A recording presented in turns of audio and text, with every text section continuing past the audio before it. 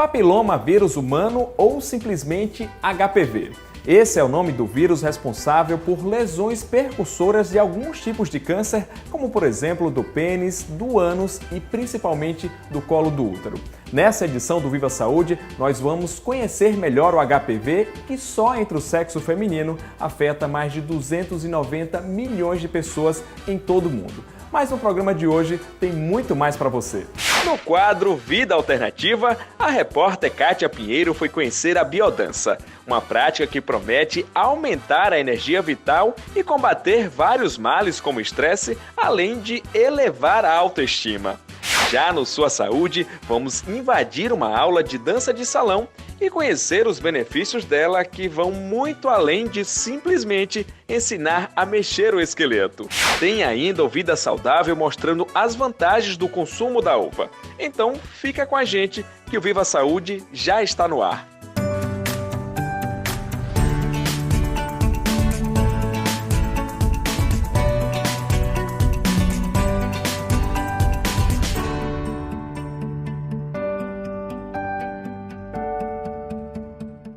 E para a gente conhecer melhor o HPV, eu vou conversar agora com a doutora Tatiana Batista, que é infectologista. Doutora, primeiro seja bem-vinda ao Viva Saúde. Muito obrigada, Simon. É um prazer estar aqui, podendo estar tentando esclarecer um pouco mais nossa população.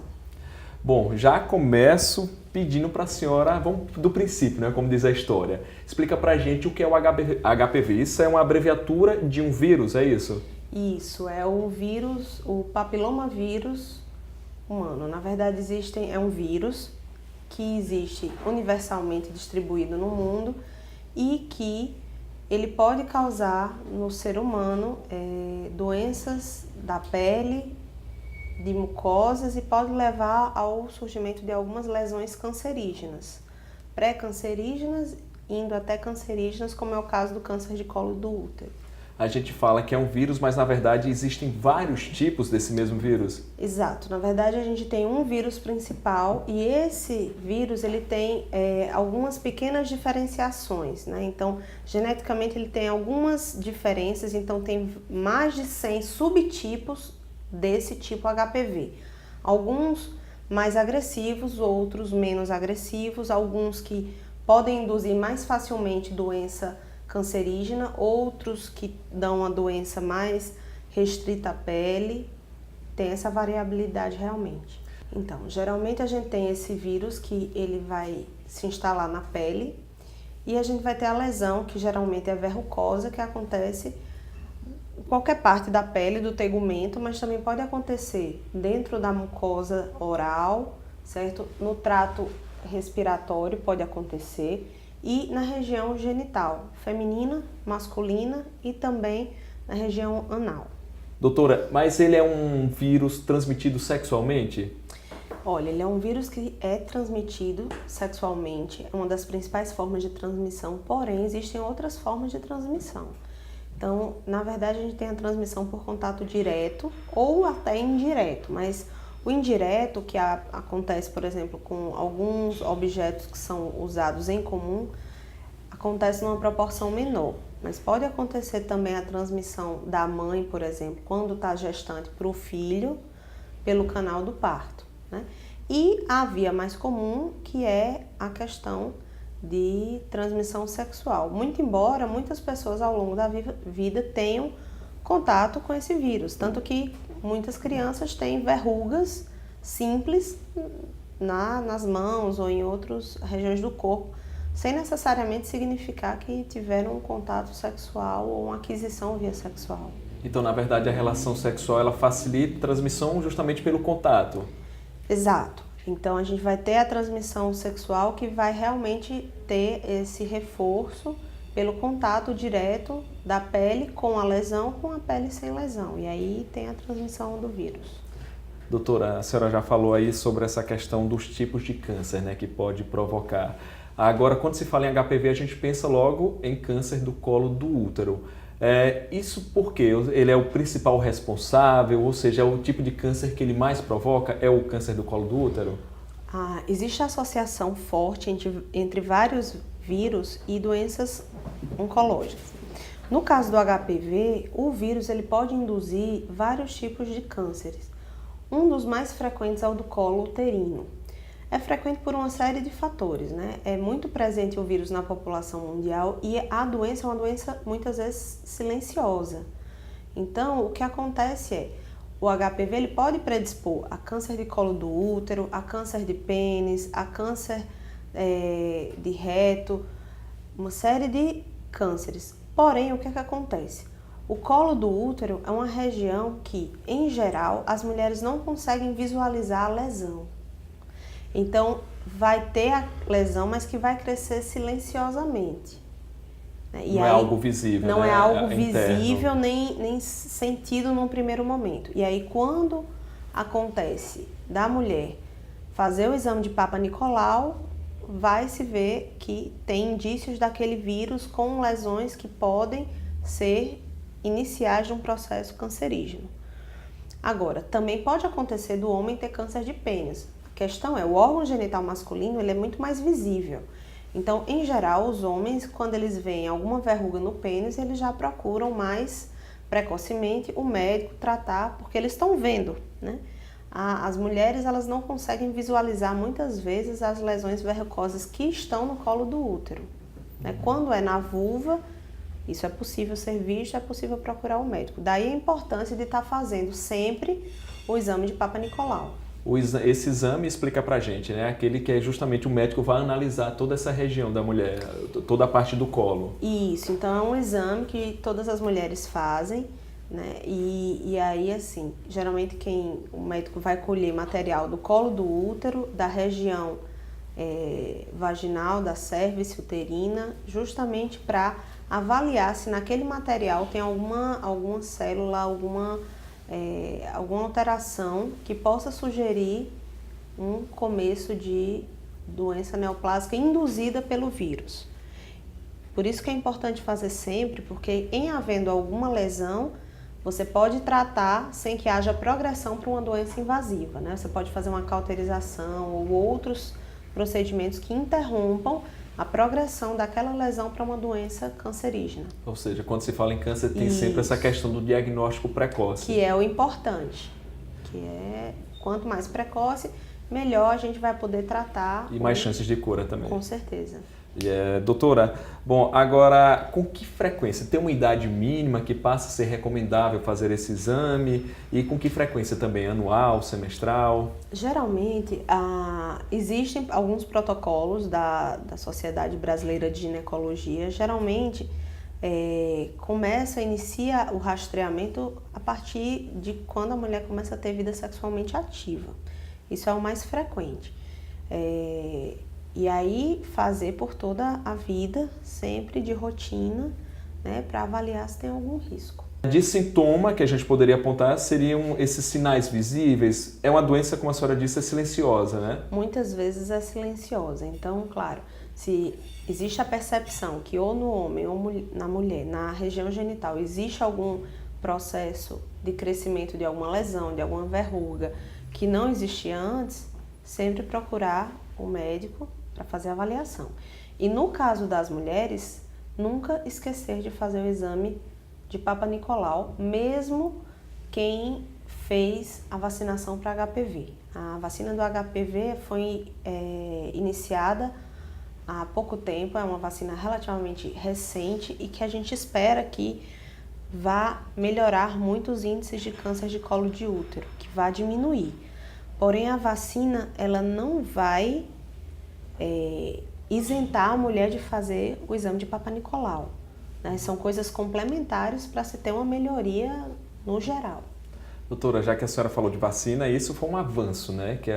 Isso foi uma conquista da população aqui no Brasil. São poucos os países que oferecem. Agora, por que? Muita gente não entende porque essa vacinação começa desde cedo, ou seja, começou com a faixa etária de meninas, que a cada ano vai se ampliando e agora também o governo pretende ampliar isso até para os homens, né? Por que se começar cedo? A vacina, essa vacina, ela tem uma perspectiva de funcionamento a longo prazo. Então, qual é a proposta?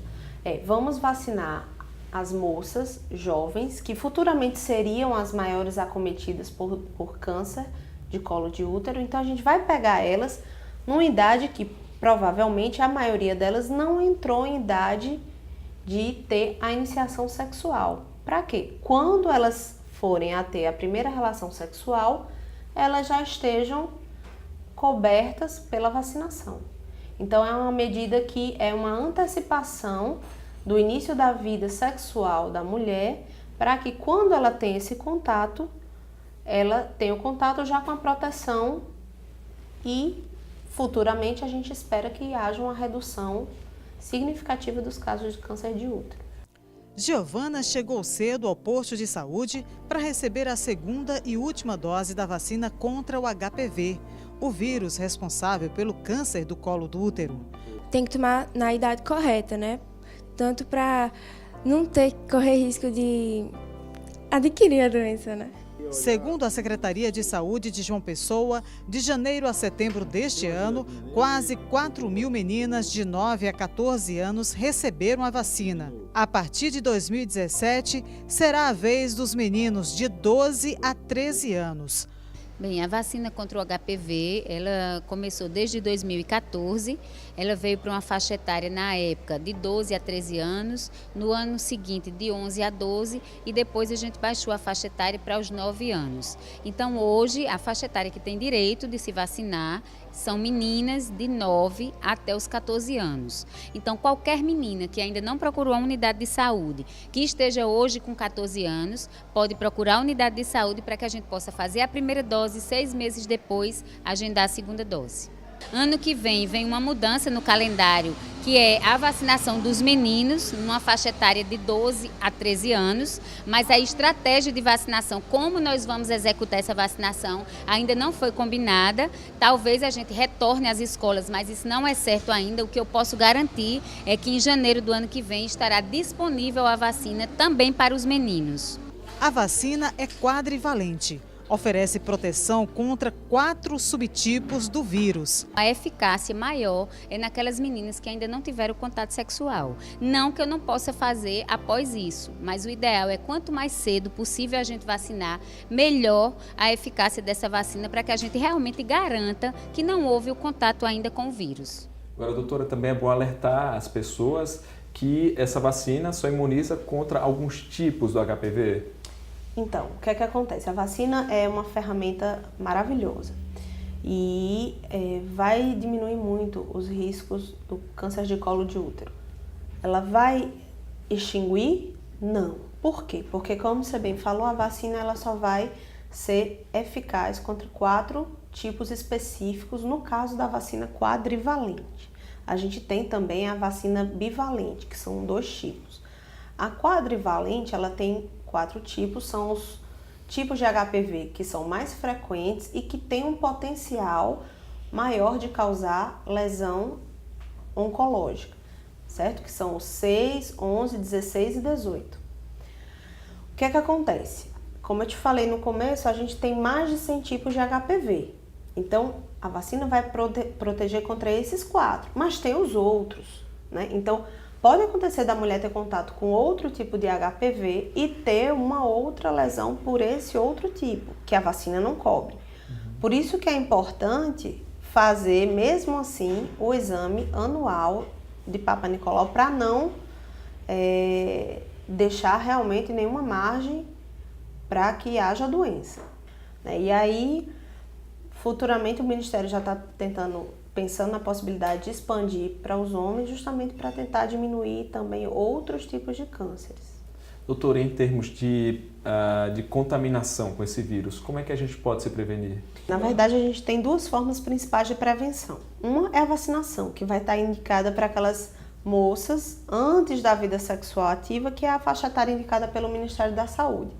As mulheres que fogem a essa faixa etária podem fazer a vacina como uma medida adicional, lembrando que elas podem ter tido contato antes com algum tipo de HPV, mas é uma medida que pode ser feita. A outra medida protetora é o uso de preservativo. Não vai ser uma prevenção de 100%, porque o preservativo ele vai estar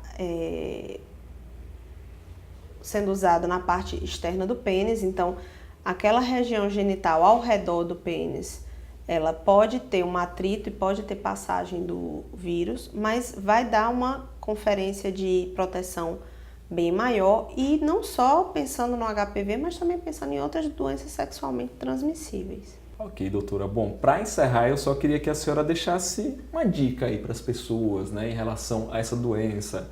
Qual é o conselho que a senhora poderia dar?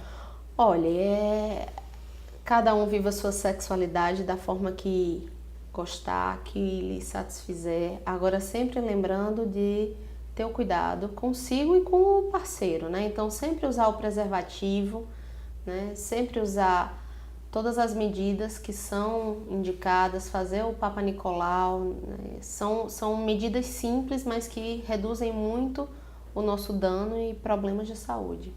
Doutora Tatiana, muito obrigado por sua participação aqui no Viva a Saúde. Pois não. Muito obrigada também o convite. Ok, até a próxima, né? Bom, agora você que está aí, não saia do outro lado da telinha, porque daqui a pouco, no próximo bloco, a gente vai mudar de assunto. Tem um quadro Vida Alternativa, Sua Saúde, Vida Saudável, ou seja, tem muito mais para você e eu te espero daqui a pouquinho.